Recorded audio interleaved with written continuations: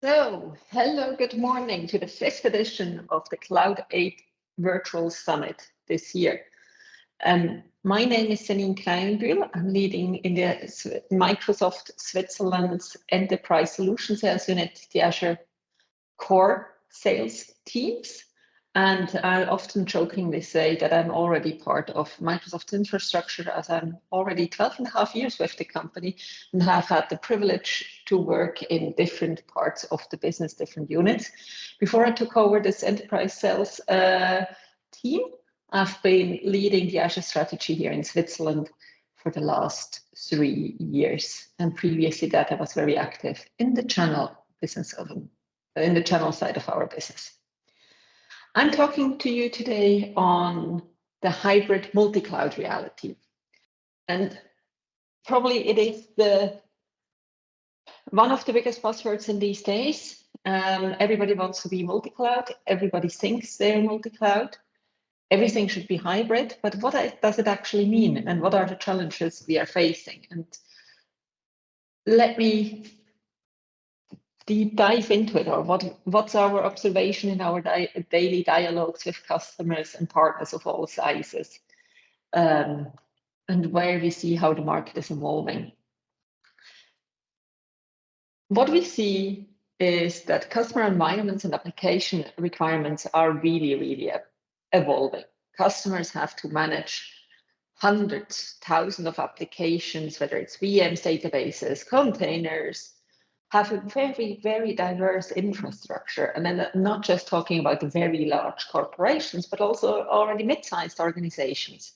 They have their own data centers, they're having hosted environments, they have branch offices.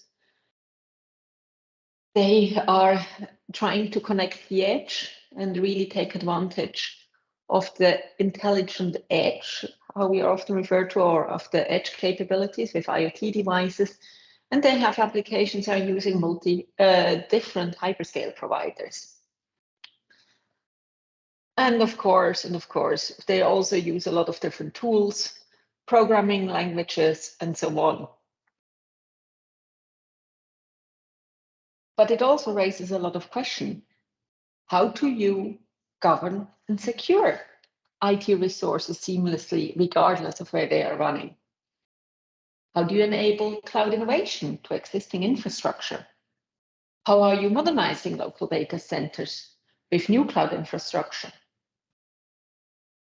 How do you really extend compute, but also are taking advantage of the AI capabilities to the edge and unlock new business scenarios, often new business models?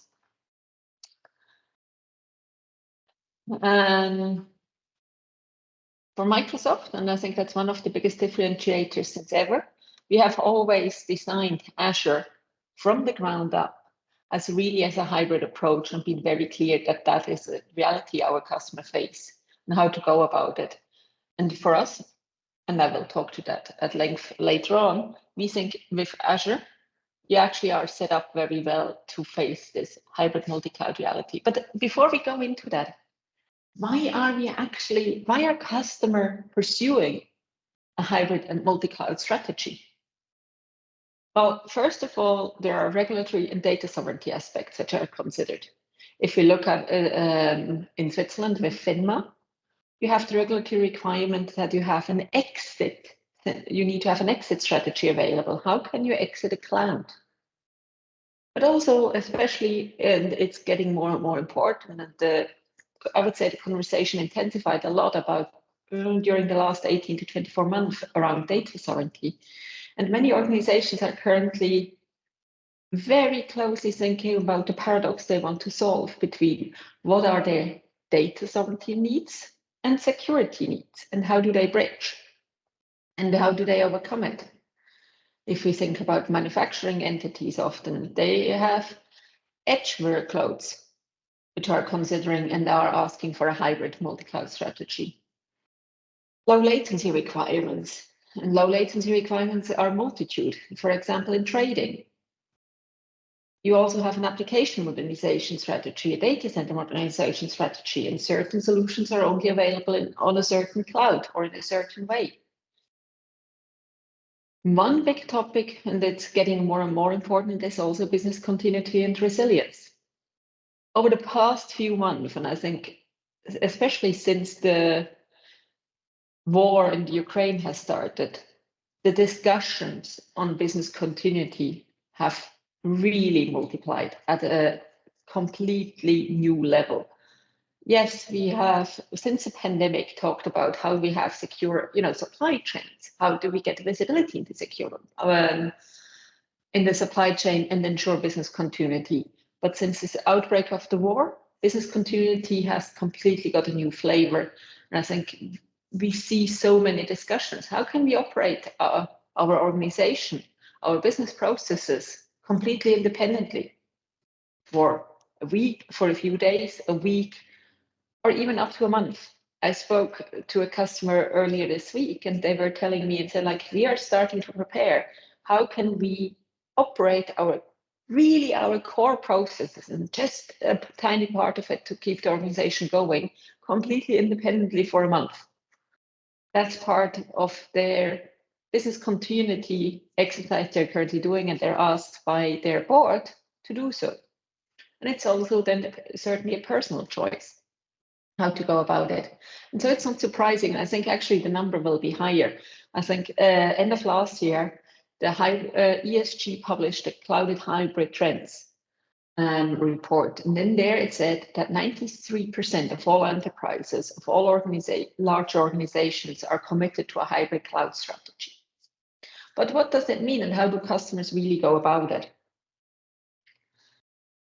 I have taken an approach, how we see it often with customers and how they do it. And when they assess how they want to, move to the cloud in very simplified terms, it often starts with what are the applications, really the commodity applications, which can be replaced with a SaaS application.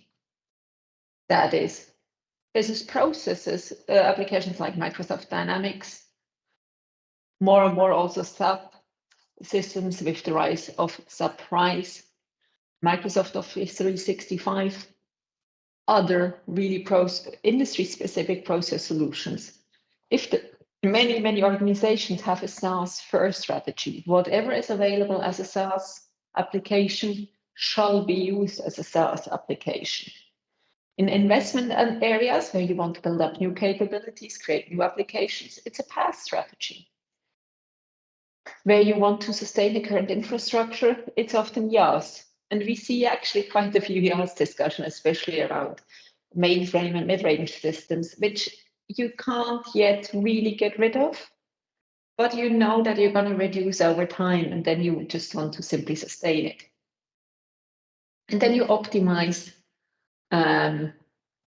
what has to be left on premises for different purposes, whether unique regulatory or legal data set, which are affected with unique regulatory or legal data sets, with an on-premise environment, Windows Server-based, Azure Stack HCI-based. And I know one of our colleagues has later on a session about Azure Stack HCIs. Have a look, go and learn about it, because it's getting more and more important also to as an element of a really hybrid strategy in supporting customers. What do they want for different reasons, whether it's regulatory, emotional, or for business continuity reasons on-prem, and how does that can be integrated fully to the cloud?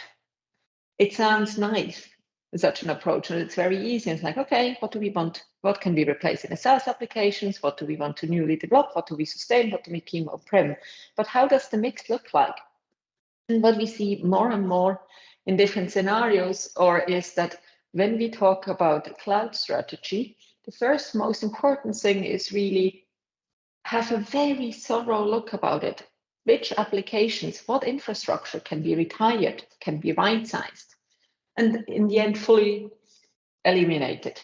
In the company, which I can't call the name right now here, it's a larger corporation, it was actually 30% of the entire infrastructure. 15% of all the applications were converted to, or were actually replaced with SaaS applications, whether it's modern new version of the same applications or completely net new. Basically, 50% of the existing environment was converted to PaaS solution, was actually optimized for a move to IaaS virtual machines, and some of them were just lift and shift, as it had to be sustained and wasn't worth touching. And roughly 5% of the environment remained on premise. That's a pattern we see quite regularly, but it's not the only pattern we see. Other patterns we see as well there are different scenarios how a hybrid multi-cloud strategy has been adopted. As we have seen in the scenario before, in the slide before, it's what we call a hybrid first customer. The majority of the solutions are migrated to Azure, been adopted there. Some edge scenario might be considered, which we haven't touched upon on the earlier slide. Some applications might run, or SaaS application might run on a different cloud. And you have some, like what we said, 5% on your own premise data center. But there are very different scenarios. We also see what we cluster as multi-cloud scenarios, where the customer is using mostly our other hyperscale cloud providers as their platform of choice, have a small part on Azure, have edge scenarios, and a very tiny bit on their own data center. And the third scenario is really the on-premise customer. Majority of the workloads are still hosted, maintained in their own data center. They have some workloads on Azure, some on other hyperscalers, and some hyperscale or some edge scenarios which they're connecting. What is all common and what we see independently, what pattern or what kind of hybrid multi-cloud strategy a customer follows, we from Microsoft are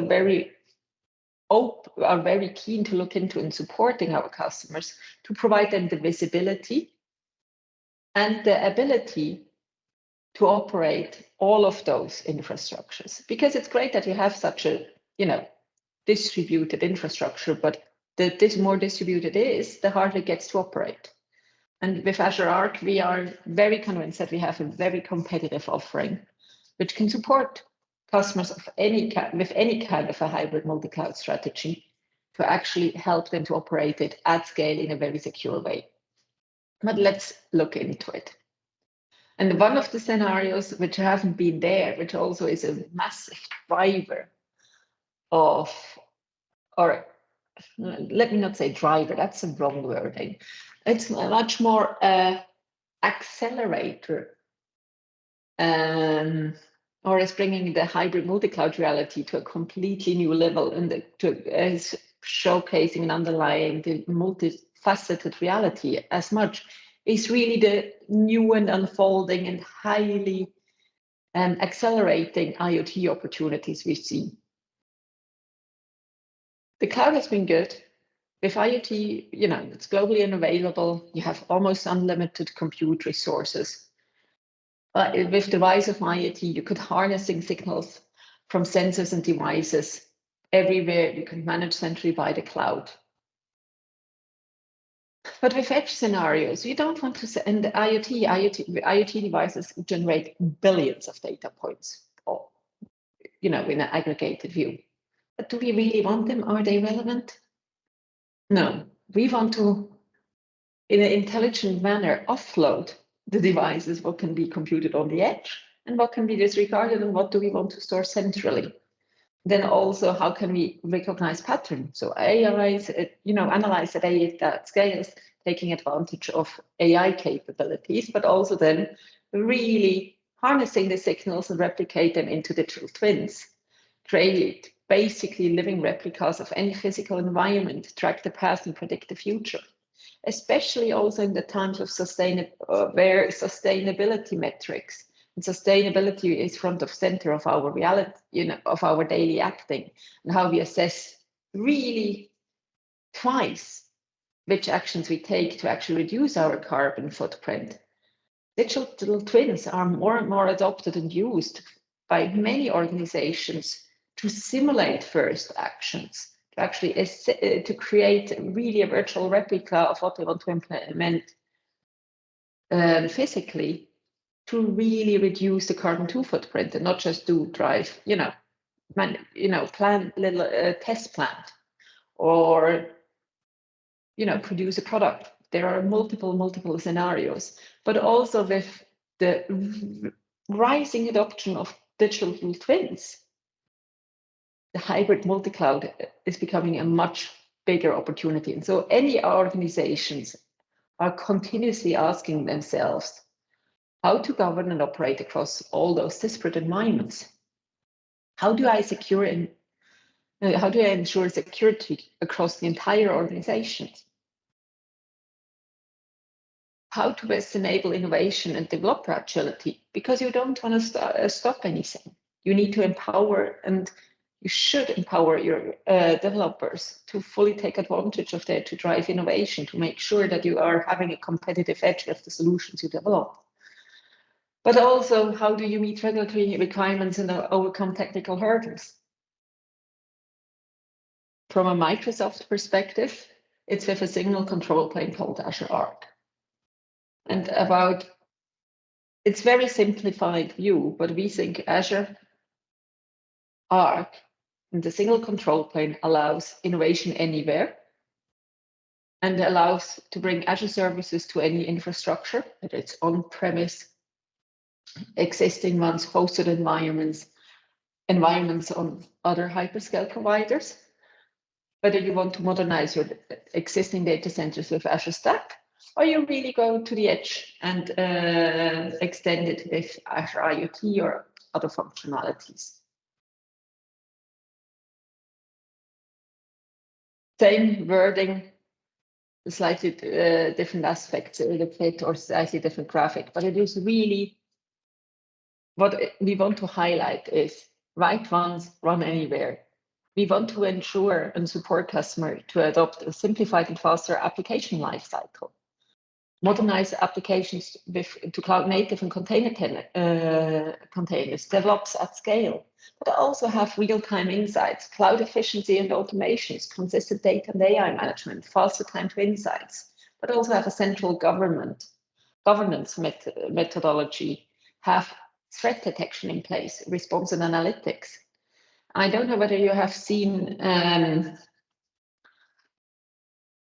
some of you might have seen Satya Nadella this week in Switzerland and could join the fireside chat at the conference center at the Circle. And it was one of the things he highlighted very clearly and said, nowadays, security is a numbers game. It's the numbers of signals. We can analyze, we can assess patterns and respond to them. And that is something which actually stuck with many of the attendees, and I had quite a few follow-up discussions on that one, because security used to be, how can you limit it and have as less entry points as possible? It changed quite dramatically. How many more signals do you have you can analyze to see what happens, to detect potential breaches, respond to it, and make sure that existing or recognized threats won't happen again and are overcome in a very systematic manner at scale.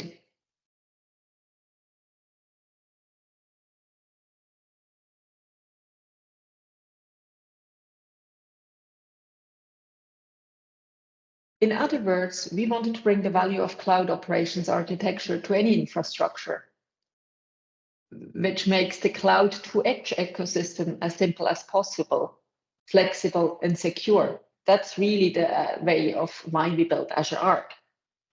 Azure Arc is the bridge that extends the Azure platform, that you allowing any organization of any size to build application and services with the flexibility to run across data centers, edge, and multi-cloud environment.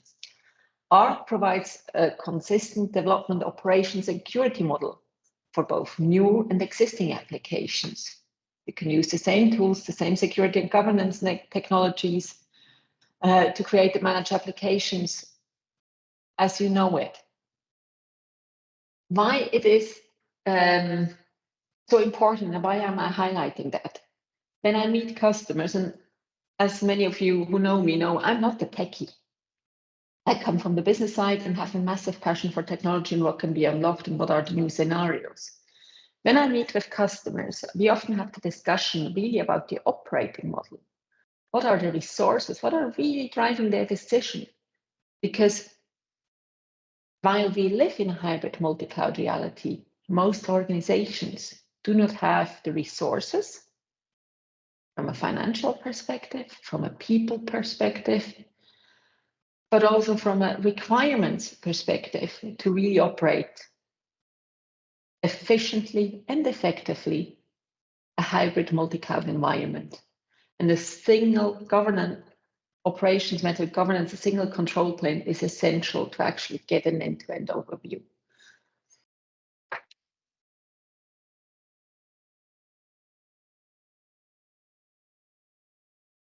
Apologies, I need a sip of water to just talking like that. It's still morning, I haven't had enough water yet, just a moment.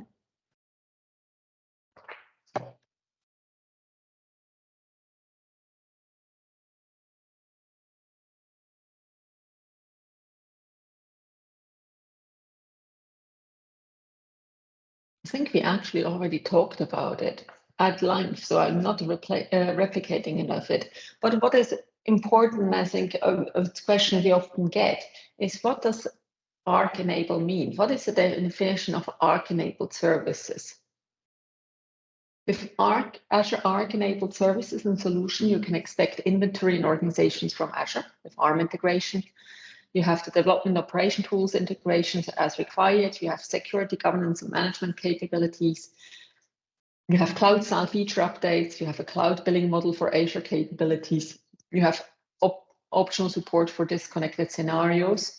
And I have to say, it's the set of services which are Azure Arc enabled are just growing. And I'm looking forward to the next Ignite, and I'm sure there will be some quite interesting updates coming our way.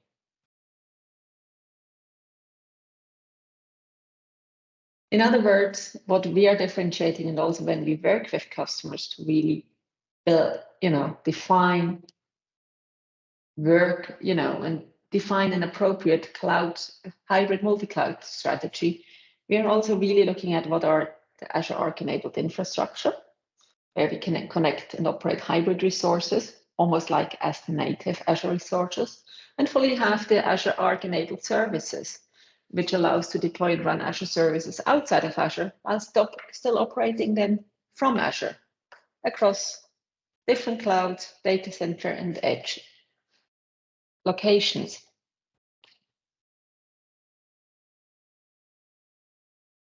As said, and there are different Gartner reports as well, who said the momentum to a hybrid multi-cloud strategy is really unbroken. And after the last few months, I think the numbers are even higher. When the report was made in early of the year, I think, or turn of the calendar year, 90% of enterprises said they depend on a hybrid strategy. 93% said they have a multi-cloud strategy, and it's just increasing. And I somehow feel we have already done it there, replaced many of that.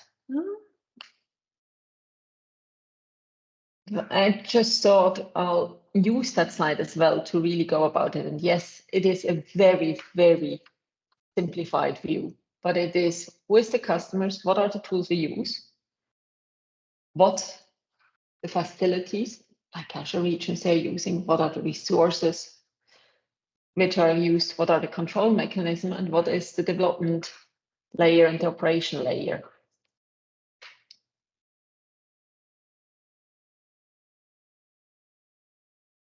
But also, what a question, and I skip now to make it a bit less boring for all of you. Look at is how do you define? How to define what is landing where, and what we have seen and often use in customer scenarios is kind of a decision tree, very simplified version. What how can a strategy unfold? How can a really a hybrid multi-cloud strategy be brought to life? Are there operational data workloads? Can they go to Azure? Or what we dislike a bit, but can it go to Azure? Can it go to the cloud? Yes. Then let's bring it to Azure. And that is mostly applicable for customers who are retiring data centers, have limitless scale, have a full strategy there. Fine. If the operational data workloads cannot go to Azure, then it's outside of Azure, a hybrid scenario. So if any of the three scenarios, and we have seen the three different scenarios we're referring to often, then it is modernize in place on existing application or create new applications. And we have the different things. Is it going for customers who need to have different requirements, are server-based, not using containers? They are often using different versions of any Windows, Linux servers, SQL servers. Customers who need operational databases are looking for PaaS-like experience, cloud billing. And we have Azure Arc enabled data service we go for. And customers who have a very small footprint for SQL, for IoT edge compute or streaming requirements, they are looking for Azure IoT edge scenarios. And there are more and more people joining. And I think I thought initially we had a bit of a discussion, but we are a bit late. We went through quite quickly. Are there any questions, comments? How do you recognize, or how do you realize or perceive, more to the point, the hybrid multi-cloud scenarios? Which customer patterns do you see the most? Is it like of the three here? Do you see more customers who have a hybrid first strategy, a multi-cloud first, or an on-premise first strategy?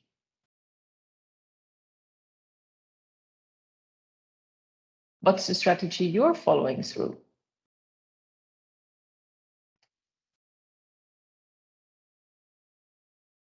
Thank you, Marcel.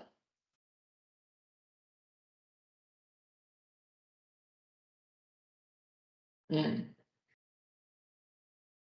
That's great to see. Many say it's really that's cool. Do you see that that it's becoming more and more a topic, whether they want to shift? Is there a change ongoing, or is it very clear A? Have you seen that the discussions are elevated over are changing over the last I would say 3 to 6 months? Clear A, Celine, stop talking, very clear messaging. And I think we are just at the beginning of the hybrid multi-cloud reality. We are getting the first I think we are in the first phase, but it's just become standard more and more, and is more and more established. Therefore, it's getting more and more important to have an operating model in place, end-to-end of any kind of aspects, to really manage it at scale. To also take fully advantage of the cloud computing capabilities in the future. Take advantage of the sessions ahead. There are quite a few sessions which look into it, not just on Azure Stack HCI, also on identity management, because also identity management is absolutely essential in a hybrid multi-cloud environment, and not often talked about it. And I would also recommend, for example, this session to have a look at, because I really would encourage you to think end-to-end always, that every customer, every organization you engage with, you work with, has a hybrid multi-cloud reality and operating model, and design, operate it accordingly. Don't think just on single cloud first. And with that, thank you very much for joining in and listening this morning. Have a wonderful Cloud8 Summit and talk soon. Thank you.